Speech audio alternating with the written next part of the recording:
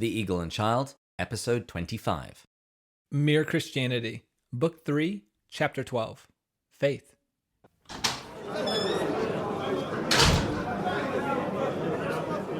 Hello, and welcome to The Eagle and Child, the hallowed pub of the Inklings. This is a podcast where each week, my friend Matt and I share a beer and we discuss the writings of the author known to the world as Clive Staples Lewis, or C.S. Lewis, or just as Jack to his friends. My name is David, and last week we were looking at the virtue of faith. And today we return once again to that virtue, and once again, ever faithful, Matt is with me. You think at some point we should update that intro to I share a beer to I share a drink? Well, we haven't done beer. I mean, I guess we did beer last week, but We'll be doing beer. We'll be doing beer again. Well, when we get to season 2, so once we're off Mere Christianity, you're going to be doing that intro. So you can do what you want. Are you okay with that? I can let go. You actually can let go of control. Absolutely. We'll see, guys. And if I don't like it, I will just replace it. I'm assuming, like David and I, everyone was dying for this week's chapter, given that ending that we had to last week's episode. Incredible cliffhanger. It was a big cliffhanger. And so we're going to look at this week, what's this deeper meaning of faith? And it must be a hard concept because Jack starts it out by saying, if you don't get this, if this isn't working for you, stop the chapter. Or even if it's answering questions that you've never asked, skip it. Yeah, that was a strong start to a chapter. If I've written a book, no, everybody, you need to read every chapter. And every word of every chapter is what I'd be saying. So we won't do any more building of this. Let's just jump into the quote. Actually, this was a hard one because how do you follow? We like our quotes, or I like the quote to be related to this week's chapter. Well, both chapters were faith. So I had to work here a little bit. But here's a good one. What are we to make of Christ? There's no question of what we can make of him. It is entirely a question of what he intends to make of us. You must accept or reject the story. And that's from a book by Lewis, God in the Dock, which is a collection of essays. I've actually never read that one. That's on my to-do list. Neither have I. And hopefully as we go through this, you'll see why I chose that quote. Well, today we are continuing on the subject of faith, so it seemed only appropriate that we would continue drinking the Macallan 12. I don't need to restate the nose palate, but if a listener we did on the last episode, it's pretty good. It was special. So with that, cheers. Cheers.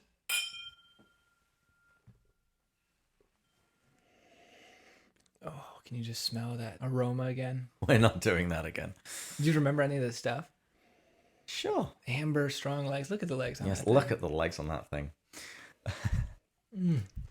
Oh, that lingering slow burn. Yes, it's very nice. Yeah, it doesn't remind you of just iced cinnamon rolls? Not really.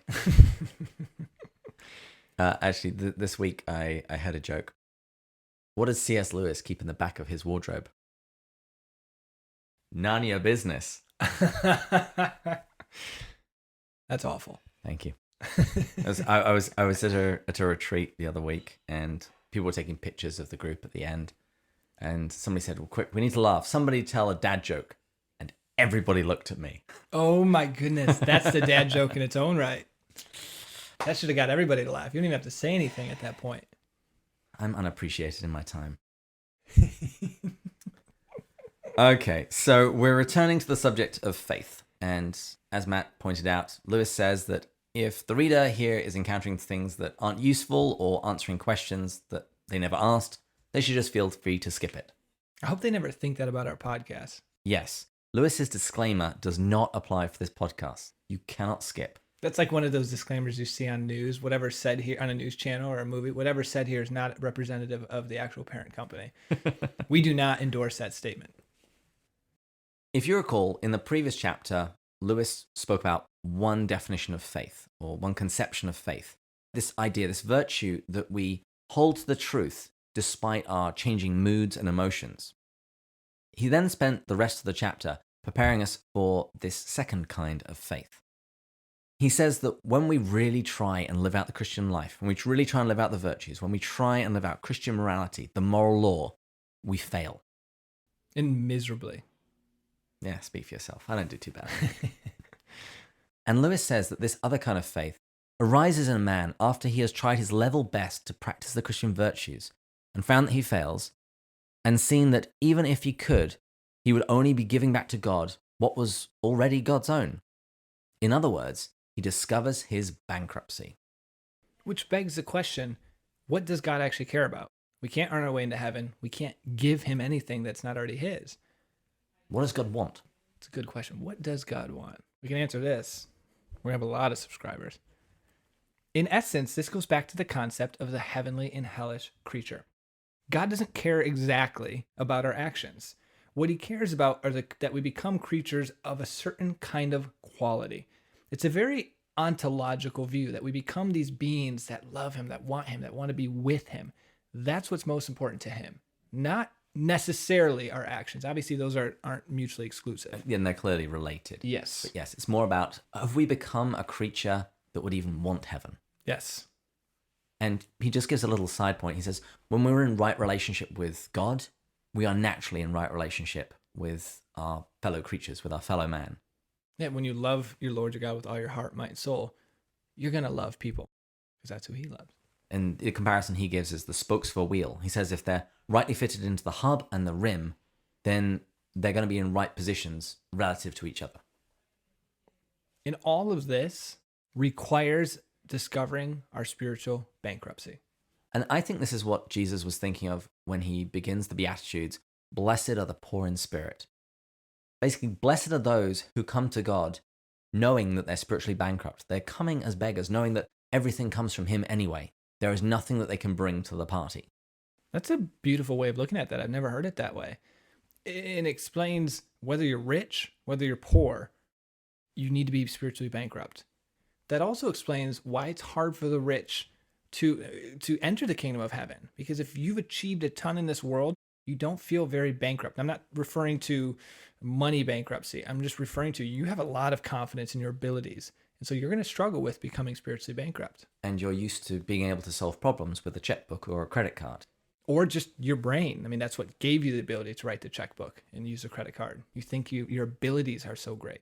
You start to think that you're a self-made man. Yes. I actually, in a confession, I had a priest point out to me, you need to be very careful of self-sufficiency because you can become so independent that you think you can do it all on your own. Or at least thinking you're self-sufficient. Yes. Because you're not. Yes. And all you need is for the electricity to go out or your car to break down, and you suddenly realize you're not quite as self-sufficient as you thought. Now, you're dependent to a far greater degree on God, but those are just small examples when you realize that you actually have your own limitations. That's exactly right. And in order not to feel that self-sufficiency, we have to truly discover, to truly recognize our spiritual bankruptcy. And we keep stressing truly and really because we all can be taught it. In Sunday school, it can be like, hey, you can't give anything to God. And I can repeat that to you, David, right now. I can't give anything to God. But do I actually believe that? Not until I've tried to give everything to God can I realize that I can give him absolutely nothing. But here we have a strange twist and a paradox. And Lewis is going to present a few paradoxes in this chapter. That in order to find out that we can't earn salvation, we have to really try. Here's what he says. We cannot discover our failure to keep God's law except by trying our very hardest and then failing. Unless we really try, whatever we say, there will always be at the back of our minds the idea that if we try harder next time, we shall succeed in being completely good. Thus, in one sense, the road back to God is a road of moral effort, of trying harder and harder. But in another sense, it's not trying that is going to bring us home. All this trying leads up to the vital moment at which you turn to God and say, you must do this. I can't. What a beautiful moment that would be. I asked myself if I've actually really ever gotten there. Do you think you have? Like, can you look back and remember a moment, or would you just say... I can think of moments. I can think of some very, very low moments when I was facing something and I checked the tank of my car, so to speak, and saw it on empty. I was looking at having to face something and just feeling like I had no resources whatsoever to deal with it. And that was the moment when I, in Lewis's words, threw up the sponge. You know, I waved the white flag. I said, okay, God, you need to step in here because I am out of ideas. I'm out of options. Over to you. And would you agree that it's, I feel like I'm in a similar camp that I can remember various moments, but I can also remember, I shouldn't even say remember, I realize when I look and reflect on my life that I'm getting more and more close to doing that. I don't know if it necessarily comes in a single moment. You have these one-off moments, but like they say, excellency is not a specific action, it's a habit. Mm-hmm. Habitually, I find myself turning to God more and more and more with almost everything I do. And Lewis says that some people, this is a moment, like St. Paul or John Bunyan, the author of The Pilgrim's Progress. For some people, it is a moment. It's in the same way that someone can say, I gave my life to Christ on the 15th of April at 7:30 p.m. That's amazing, beautiful, wonderful. But not everybody has the same experience. For some people, it is more of a process. It's more of a slow burn until they come to the point of realizing that they are giving everything to Christ. It's usually often then focused into a moment.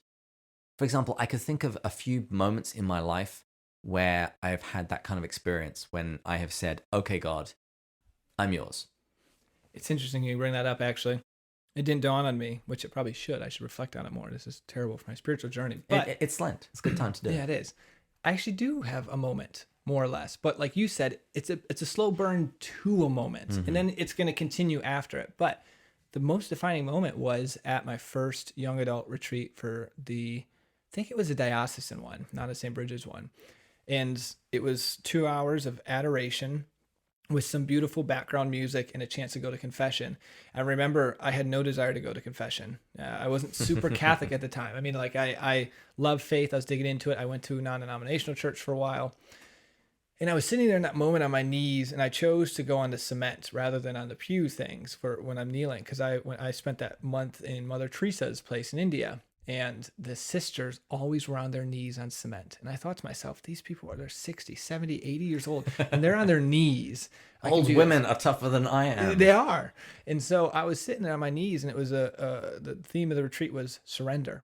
I remember just having my hands in the air, probably for like a half hour. I didn't care what anyone thought. It was the first moment I'd ever done that, didn't care. And just said, God, I'm done.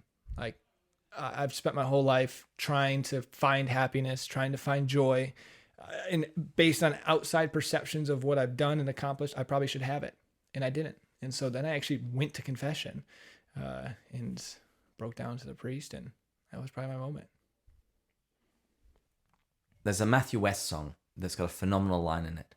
The song is being sung to God. And it says, if it's true that you use broken things, well, here I am, Lord. I'm all yours. That's very fitting. You just think of that off the top of your head? Yes, I am Matthew West, and I wrote that song. I meant like it just came to you. You could quote it. Well, it was when I said, I'm yours. Here I am. Gotcha. And I heard, I knew I am, Lord, I'm all yours. I knew you didn't write it. This isn't another David Copperfield moment. All of this is building up to that point at which we put our trust in Christ. Yeah, this is the point of the chapter. Let's just make that clear. And this is the kind of faith that Lewis is talking about. He says the sense in which a Christian leaves it to God is that he puts all his trust in Christ. Trust that Christ will somehow share with him the perfect human obedience which he carried out from his birth to his crucifixion.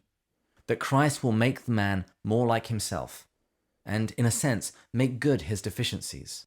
It's almost as if you try so hard to realize you can't, to then not trying, but then you try again, now knowing you can do it because of Jesus, though.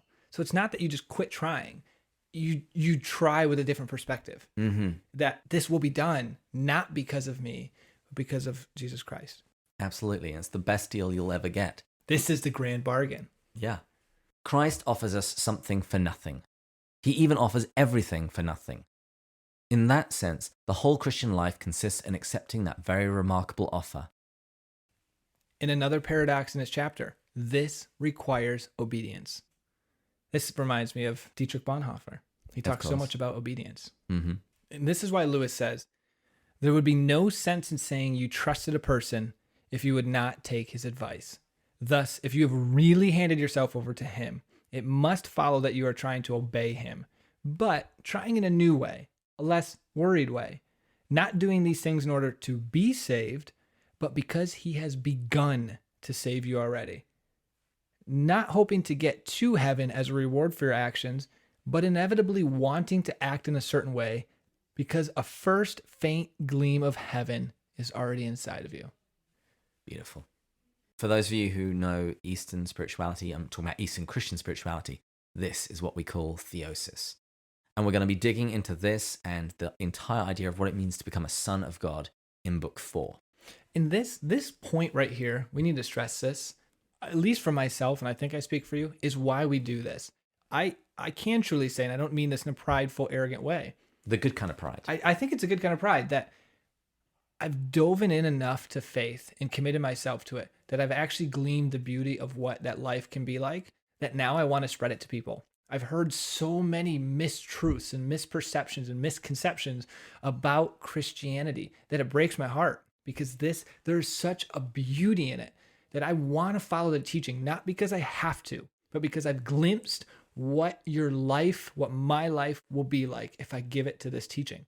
And hopefully, friends, on this podcast, David and I are doing a decent job making this look beautiful. There's a reason this is radio, though. Oh, you're bad. Lewis then moves into dangerous waters, because we now get to the question of faith and works.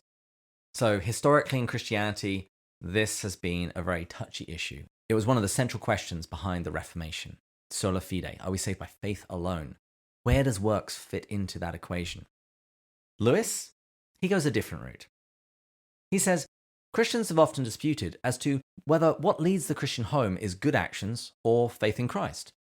I have no right really to speak on such a difficult question, but it does seem to me like asking which blade of a pair of scissors is most necessary.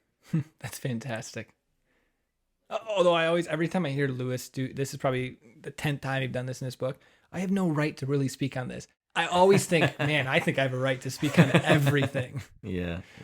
Yeah, we have a podcast. Come on. Can you imagine Lewis in the 21st century? A podcast. He'd be crushing it. It's funny that that's where you went, because when you first said, can you imagine Lewis in the 21st century? I thought, here in California, he would love all the different microbrews. I'm thinking of how he's going to evangelize like he did back then. That too, I'm sure. Maybe he'd be a lot like modern day David Bates. Greatest compliment I could ever given you, right? That's wow. We should just end the episode. Yeah, Cheers. I think we're just going to shut this thing down now. Okay. I boost your ego way too much. Mm-hmm. I'm like the hype man on this. I've got to get out of this door, and I'm not sure my head is going to fit. Yeah, I don't either. Let's get back to the text. Lewis suggests that perhaps we can see the issue clearer if we compare the parodies of two different positions, the caricatures of them. The first position is what some people might think the Catholic position is. We're not at all going to go into this, but am I safe to say this isn't really truly at all what the position is? All right, not at all. Not at all. One set, he says, were accused of saying, good actions are all that matters. The best good action is charity. The best kind of charity is giving money. The best thing to give money to is the church. So hand us over $10,000 and we will see you through. Lewis responds, the answer to that nonsense, of course, would be that good actions done for that motive, done with the idea that heaven can be bought, would not be good actions at all, but only commercial speculations. And if any listeners think that this is a Catholic position, it's absolutely not. I read that and I cringe hearing it.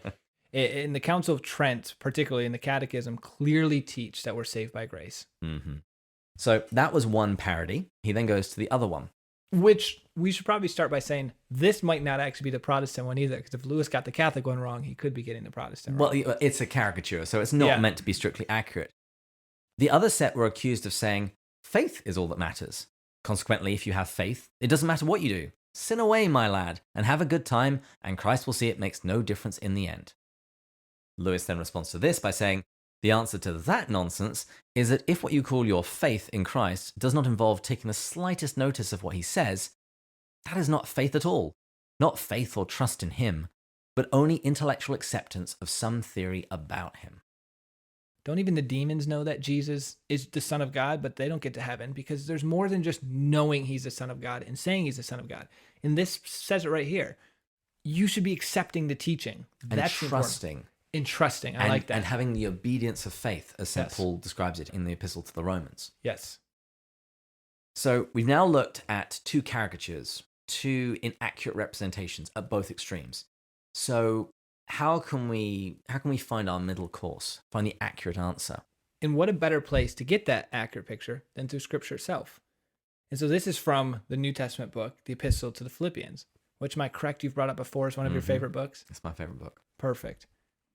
And Lewis introduces the verse by saying, the first half is, work out your own salvation with fear and trembling, which looks as if everything depended on us and our good actions. But the second half of the verse goes on and says, for it is God who worketh in you, which looks as if God did everything and we nothing. So once again, we seem to come to a little bit of a paradox. And Lewis says, I'm afraid that it is the sort of thing we come up against in Christianity. I am puzzled, but I am not surprised. You see, we are now trying to understand and to separate into watertight compartments what exactly God does and what man does when God and man are working together. You will find that even those who insist most strongly on the importance of good actions tell you need faith. And even those who insist most strongly on faith tell you to do good actions. Analogies are difficult here because we don't have anything quite like this that we can compare. In our attempt, as he says, to divide into watertight categories what I did and what God did, human language fails and it's very difficult to come up with an analogy to explain it. But here's one that I came up with on my way to church this morning. I remembered when I was in art class, the teacher would come alongside me and take my hand and help me do the drawing. It was ultimately the teacher who was guiding me. It was ultimately the teacher that was moving my hand. As I grew more confident, more strength came into my hand as I started to see what needed to be done and how to do it. And am I correct? Augustine, I've read a book on his where he goes into this. You still needed to say yes to her guiding your hand, but you can't take pride in saying yes because that's still a grace because you never had the chance unless she offered to guide the hand. That fills out the analogy rather nicely. Perfect. Thank you, Augustine. You can be Lewis, I'll be Augustine. No big deal. We're gonna read this. That's perfect because no longer am I the pinky and you're the brain. No, you're not shaking that ever. Jack then draws to conclusion this chapter and this book. He closes book 3, the book that has been all about Christian morality, with an interesting conclusion. He says, I think all Christians would agree with me if I said that though Christianity can seem at first to be about morality, all about the duties and rules and guilt and virtue, yet it leads you on, out of that, into something beyond. One has had a glimpse of a country where they do not talk about those things, except perhaps as a joke. Everyone there is filled full of what we should call goodness, as a mirror is filled with light. But they do not call it goodness. They do not call it anything. They are not thinking of it. They are too busy looking at the source from which it comes. They're too busy looking at the source from which it comes. It kind of reminds me when Lewis was talking about humility, about the humble man. He probably wouldn't even be thinking about himself. In the perfect example, my goodness, I can't stop bringing this person up, but St. Maximilian Kolbe.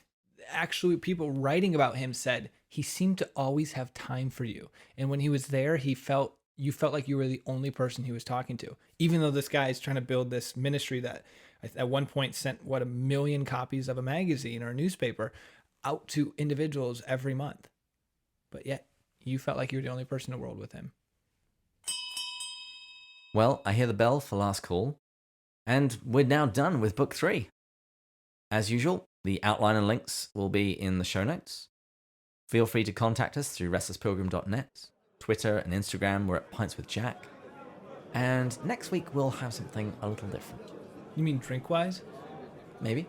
I hope you don't. I'm enjoying the Macallan. Until then, further up And further in. Cheers. Cheers.